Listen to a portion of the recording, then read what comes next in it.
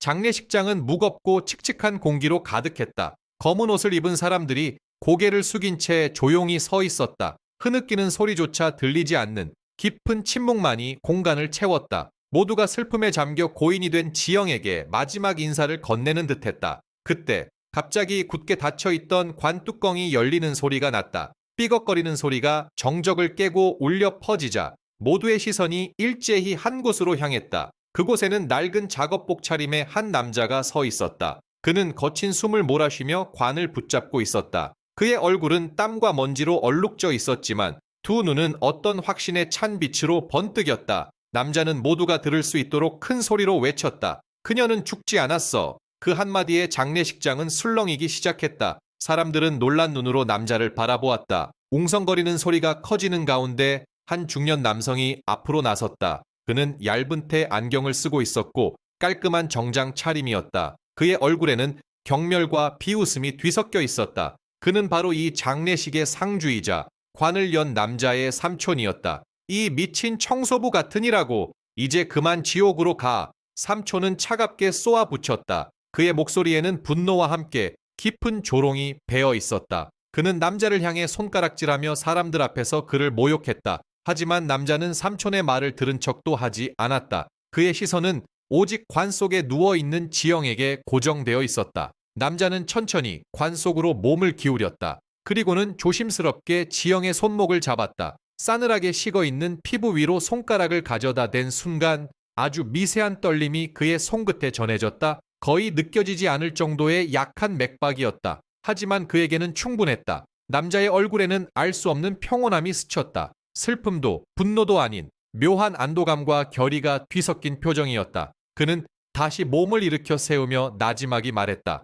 진실은 언제나 드러나는 법. 그의 낮은 목소리는 장례식장의 술렁임을 잠재우고 다시금 깊은 정적을 만들어냈다. 그 정적 속에서 그의 말은 더욱 선명하게 울려 퍼졌다. 사람들은 그의 말뜻을 이해하지 못했지만 그가 내뿜는 알 수 없는 기운에 압도당하는 듯했다. 이 모든 상황은 마치 거대한 파란의 서막처럼 느껴졌다. 한 남자의 절규, 삼촌의 조롱, 그리고 관 속 여인의 미세한 맥박, 이 모든 것들이 한데 얽혀 앞으로 벌어질 예측 불가능한 사건들을 예고하는 듯했다. 이 알 수 없는 이야기는 이제 막 시작되었을 뿐이었다. 계속하기 전에 채널을 구독하고 댓글로 어디서 시청하고 있는지 알려주세요. 대한민국 소도시의 한 동네, 오래된 아파트 단지 사이로 좁은 골목길이 미로처럼 얽혀 있었다. 낡은 벽돌 건물들은 세월의 흔적을 고스란히 간직하고 있었고 그 사이를 비집고 들어선 작은 상점들은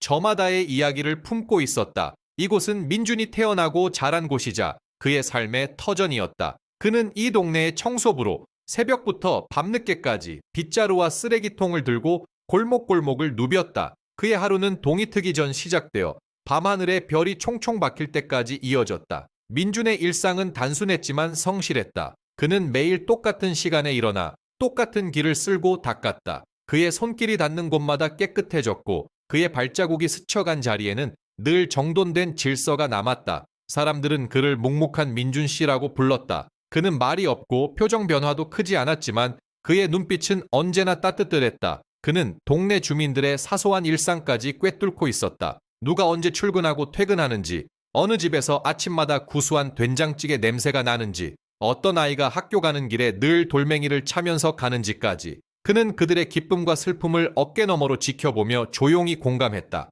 민주는 일찍이 부모님을 여의고 삼촌의 도움으로 자랐다. 하지만 삼촌의 도움은 늘 비틀린 형태였다. 삼촌은 민준에게 숙식을 제공하고 학교를 보내주었지만 그 대가로 민준에게 끊임없이 자신이 베푼 은혜를 상기시켰다. 민준이 조금이라도 잘못하면 너 같은 고아를 거둬준 것만으로도 감사해야지 라며 비난했고 다른 사람들에게는 민준을 불쌍히 여기는 척하며 자신의 선행을 과시했다. 민준은 그 그림자 아래서 조용히 순응해왔다. 그는 삼촌에게 반항할 생각조차 하지 못했다. 그저 묵묵히 자신의 자리에서 최선을 다하는 것이 그가 할 수 있는 전부라고 생각했다. 삼촌에게는 민준과 동갑내기 딸 지영이 있었다. 지영은 어릴 적부터 병약했다. 다른 아이들처럼 뛰어놀지 못했고 병원에 드나드는 일이 잦았다. 하지만 민준에게 지영은 유일한 빛이었다. 지영은 민준을 한 번도 무시하거나 비난한 적이 없었다. 오히려 민준이 삼촌에게 혼나거나 힘들어할 때마다 따뜻한 위로를 건네주었다.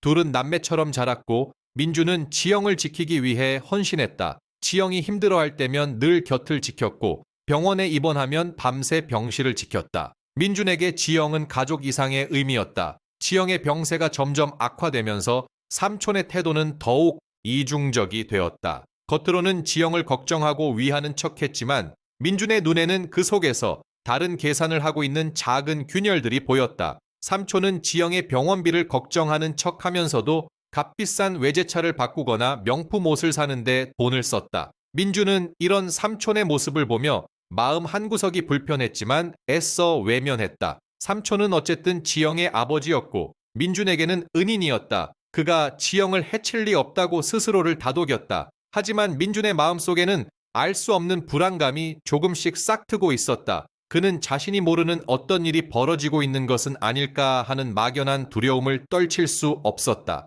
이 불안감은 그의 일상에 그림자처럼 드리워졌다. 민준과 지영의 관계는 어린 시절부터 특별했다. 민준은 삼촌의 집에서 늘 찬밥 신세였지만 지영만은 그에게 따뜻한 손길을 내밀었다. 지영은 민준이 삼촌에게 꾸중을 들을 때마다 몰래 다가와 작은 사탕을 건네거나 아무 말 없이 민준의 손을 잡아주었다. 그런 지영의 존재는 민준에게 유일한 위안이자 버팀목이었다. 민준은 지영이 아플 때마다 밤새 병실을 지켰고 지영은 그런 민준에게 오빠가 있어서 정말 다행이야 라고 속삭이곤 했다. 그들의 관계는 친남매 그 이상이었다. 하지만 삼촌은 민준을 한 번도 자신의 조카로 인정하지 않았다. 민준이 아무리 열심히 공부하고 삼촌의 가게 일을 돕고 집안일을 해도 삼촌의 입에서 나오는 말은 늘 비난과 모욕뿐이었다. 너 같은 쓸모없는 놈이 우리 집에서 밥축 내는 것도 감사하게 생각해라. 네 부모가 일찍 죽은 건 다 이유가 있는 거야.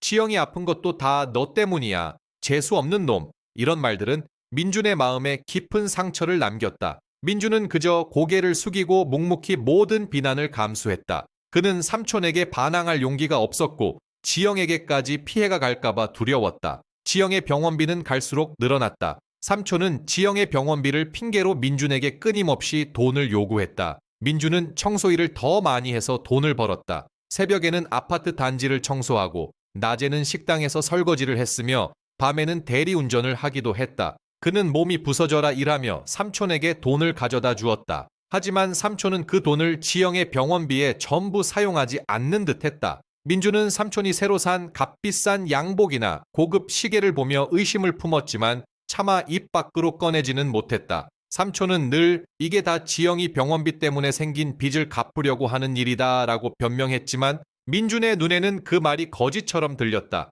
지영의 상태가 나빠질 때마다 삼촌은 민준에게 지영의 병세 악화 책임을 전가하며 심리적으로 압박했다. 네가 지영이 옆에 붙어 있으니까 더 아픈 거 아니야. 재수 없는 놈. 네가 지영이한테 좋은 기운을 다 뺏어가는구나. 이런 말들은 민준의 가슴을 찢어놓았다. 민준은 지영을 위해 헌신했지만 돌아오는 것은 삼촌의 비난과 지영의 악화되는 병세뿐이었다. 그는 자신이 정말 지영에게 해로운 존재인지 자책하며 괴로워했다. 어느 날 민준은 우연히 삼촌과 병원 관계자가 나누는 이야기를 엿듣게 되었다. 지영의 생명보험 가입에 대한 이야기였다. 민준은 귀를 의심했다. 지영은 병약한 몸으로 태어났기 때문에 보험 가입이 어려울 것이라고 생각했었다. 그런데 삼촌은 이미 몇 년 전에 큰 금액의 생명보험에 가입해 두었다는 사실을 알게 되었다. 게다가 그 보험금의 액수가 상상 이상으로 크다는 말도 들렸다. 민준은 불안감에 휩싸였다. 삼촌이 지영의 병원비를 걱정하는 척하면서도 실제로는 다른 계산을 하고 있다는 의심이 점점 커져갔다. 그는 삼촌을 믿고 애써 외면하려 했지만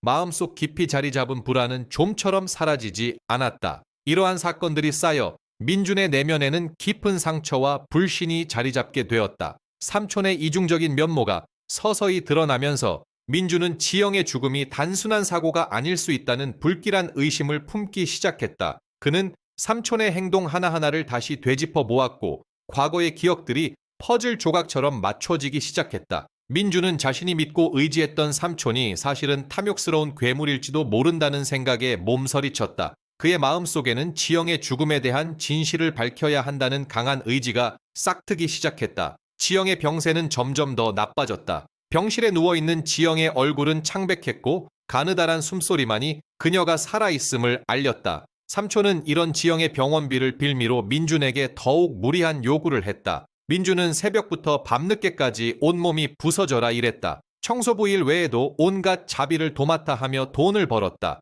그의 손은 거칠어졌고 얼굴에는 피곤한 기색이 역력했지만 그는 멈출 수 없었다. 지영을 살려야 한다는 일념 하나로 버텼다. 민준은 과로로 쓰러지기 직전까지 일하며 겨우 병원비를 마련했지만 삼촌은 여전히 만족하지 못하는 눈치였다. 동네 이웃들은 민준의 고단한 삶을 지켜보며 안타까워했다. 그들은 삼촌의 이상한 행동과 민준의 헌신을 보며 수군거렸다. 저 삼촌이란 사람이 너무한 것 아니냐. 민준 씨가 불쌍해서 어쩌나 하는 동정 어린 시선이 민준을 따랐다. 하지만 그 누구도 직접적으로 삼촌에게 나서서 따지거나 민준을 도우려 하지 않았다. 그저 뒤에서 안타까운 시선을 보낼 뿐이었다. 민준은 그런 시선들을 모른 척하며 묵묵히 자신의 일을 했다. 병원에서의 시간은 민준에게 지옥과 같았다. 지영의 상태는 날마다 위독해졌고 민준은 불안감에 잠 못 이루는 밤을 보냈다. 어느 날 민준은 병원 복도에서 삼촌이 의사와 대화하는 모습을 우연히 보게 되었다.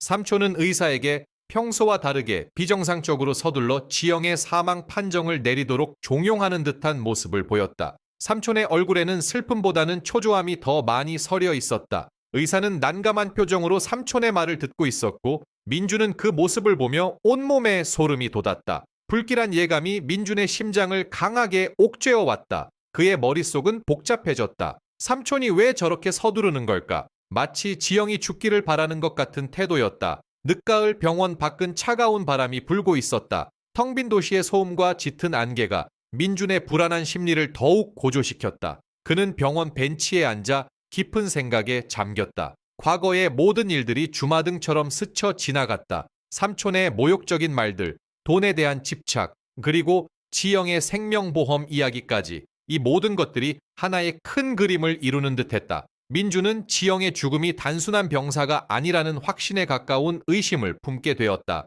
그의 직감은 강하게 속삭였다. 이건 뭔가 잘못됐다. 지영은 죽을 운명이 아니었어. 하지만 그 확신을 증명할 방법이 없었다. 삼촌은 모든 것을 철저히 감추고 있었다. 민준은 증거를 찾을 길이 막막해 절망감에 빠졌다. 그는 어떻게 해야 할지 몰랐다. 지영을 살릴 수 없다는 무력감과 삼촌에 대한 분노가 뒤섞여 그의 마음을 짓눌렀다. 민준은 주먹을 꽉 쥐었다. 이대로 지영을 보낼 수는 없었다. 그는 지영을 위해 무엇이든 해야 한다고 생각했다. 하지만 그 무엇이 무엇인지 알 수 없었다. 민준의 눈은 붉게 충혈되어 있었다. 그는 밤늦도록 병원 복도를 서성였다. 차가운 공기가 그의 폐부를 찔렀지만 그는 아무것도 느끼지 못했다. 오직 지영을 향한 걱정과 삼촌에 대한 의심만이 그의 머릿속을 가득 채웠다. 그는 지영의 병실 문을 바라보며 깊은 한숨을 내쉬었다. 지영의 장례식 전날 밤, 민준은 잠을 이룰 수 없었다. 침대에 누웠지만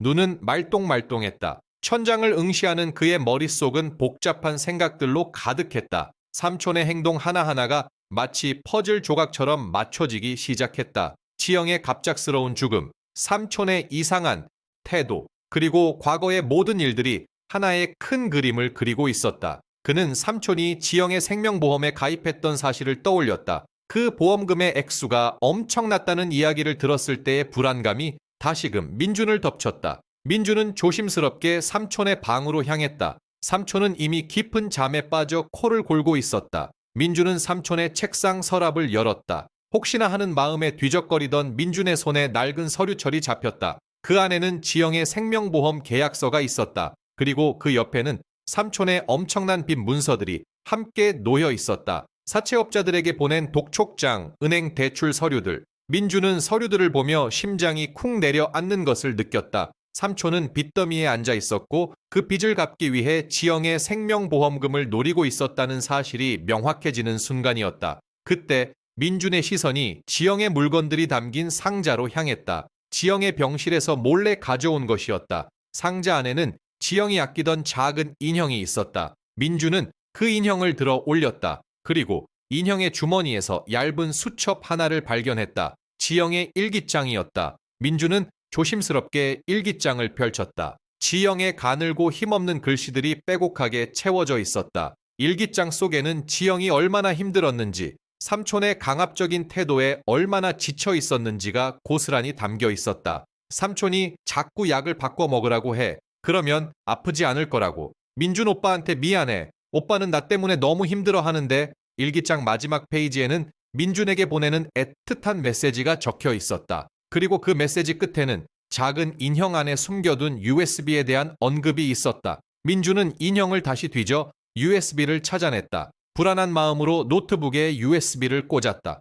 그 안에는 삼촌이 지영의 약을 바꿔치기 하고 병원 관계자와 짜고 사망 진단서를 조작하려 했던 정황이 담긴 녹취 파일이 들어있었다. 삼촌의 목소리는 너무나도 명확했다. 그는 지영을 죽이려 했던 것이다. 민주는 녹취 파일을 듣는 내내 몸이 떨렸다. 지영이 죽은 것이 아니라 살해당할 뻔했다는 충격적인 진실이 그의 눈앞에 펼쳐졌다. 그는 더 이상 묵묵히 지켜볼 수 없었다. 사랑하는 지영을 지키지 못했다는 자책감과 삼촌에 대한 분노가 그의 심장을 찢어 놓았다. 민주는 복수를 다짐했다. 지영의 억울함을 풀어주고 삼촌의 악행을 세상에 알려야 했다. 그는 장례식장에서 극적인 개입을 결심했다. 이대로 지영을 보낼 수는 없었다. 민주는 밤새도록 잠들지 못했다. 그의 눈은 붉게 충혈되어 있었지만 마음속에는 단단한 결심이 자리 잡고 있었다. 동이 트기 시작하고 창밖으로 희미한 여명이 밝아왔다. 민주는 손에 쥔 USB를 꽉 움켜쥐었다. 이제 모든 것을 바로잡을 시간이었다. 장례식장의 소동 이후 민준이 제출한 USB는 곧바로 경찰에 넘겨졌다. USB 안에 담긴 녹취 파일은 삼촌의 모든 악행을 명백히 드러냈다. 경찰은 즉시 수사에 착수했고 삼촌은 긴급 체포되었다. 그는 자신의 범죄를 부인할 수 없었다. 증거는 너무나도 확실했다. 삼촌의 오랜 부채 문제와 지영의 생명보험금이 얽히면서 사건의 전말이 모두 밝혀졌다. 지영의 죽음을 가장하여 보험금을 편취하려 했던 삼촌의 계획은 민준의 용기 있는 행동으로 물거품이 되었다. 병원 의료진과 장례식장 관계자들도 조사 대상이 되었다. 삼촌에게 협조했던 일부 관계자들은 책임을 피할 수 없었다. 이 사건은 작은 마을을 발칵 뒤집어 놓았다. 주민들은 충격에 빠졌다. 일부 주민들은 민준의 용기에 박수를 보냈지만 다른 이들은 그가 가족을 고발했다는 이유로 비난의 시선을 보냈다. 피는 물보다 진한데 어떻게 삼촌을 감옥에 보낼 수가 있어? 아무리 그래도 가족인데 너무한 거 아니야? 같은 말들이 민준의 귀에 들려왔다. 민준은 이 모든 시선을 묵묵히 감내했다. 그의 마음속에는 오직 지영의 회복만이 중요했다. 지영은 기적적으로 의식을 회복했다. 민준은 그녀의 곁을 밤낮으로 지키며 헌신적으로 간호했다. 그는 지영의 손을 잡고 그녀에게 지난밤의 일들을 이야기해 주었다. 지영은 처음에는 혼란스러워했지만 이내 모든 것을 이해했다. 그녀는 민준의 헌신과 용기에 눈물을 흘렸다. 오빠, 미안해. 그리고 고마워. 지영은 점차 건강을 되찾았다. 민준의 따뜻한 보살핌 덕분에 그녀는 다시 웃을 수 있게 되었다. 삼촌은 재판에서 자신의 죄를 모두 인정했다. 그는 지영의 생명보험금을 노려 그녀를 죽음으로 몰아넣으려 했고 그 과정에서 여러 사람들을 속였다는 사실이 명백히 드러났다. 법원은 그에게 엄중한 처벌을 내렸다. 삼촌의 몰락은 그동안 그가 행했던 모든 악행의 결과였다.